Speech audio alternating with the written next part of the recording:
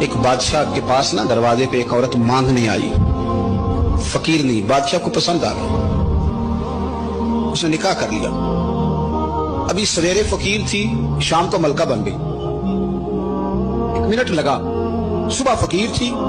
مانگ رہی تھی، ہاتھ پھیلا رہی تھی، شام کو ملکہ بن گئی۔ بڑا اعزاز دیا بادشاہ نے، بڑا نوازا، 20 کنیزیں، کام کرنے والی، مال دولت سارا کچھ۔ لیکن وہ بی بی روز روتی، کبھی مصلی پہ بیٹھ کے روتی، کبھی قرآن پڑھ کے روتی، صبح سے شام تک 20 دفعہ کنیزیں دیکھتی تو روتی۔ بادشاہ نے حکم دے رکھا تھا کہ اس کے ابرو کا اشارہ ہو جائے تو جو یہ مانگے اسے دے دیا جائے، لیکن وہ روتی رہتی، وہ روتی رہتی، وہ روتی رہتی۔ ایک دن جو کنیزوں میں سے ذرا سیانی تھی وہ آ گئی، کہنے لگی بی بی بات سن، ہمیں نہیں سمجھ آتی کہ ہم غریب لوگ ہیں، مجبور ہیں، تنگ دست ہیں، بے اختیار ہیں، تو مالدار بھی ہے اور با اختیار بھی ہے اور موج میں ہے، تو روتی کیوں ہے؟ تو وہ کہنے لگی تمہیں پتہ نہیں میں کیوں روتی ہوں، میں جب پلٹ کے اپنا ماضی دیکھتی ہوں نا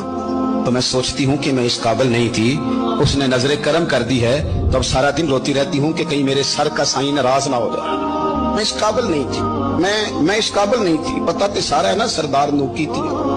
ادھا پردہ چپایا ہی تیرا پلا اسی، قابل نہیں تھی۔ اور پھر ان کنیزوں کو کہنے لگی سنگ سہیلیوں آؤ بیٹھو،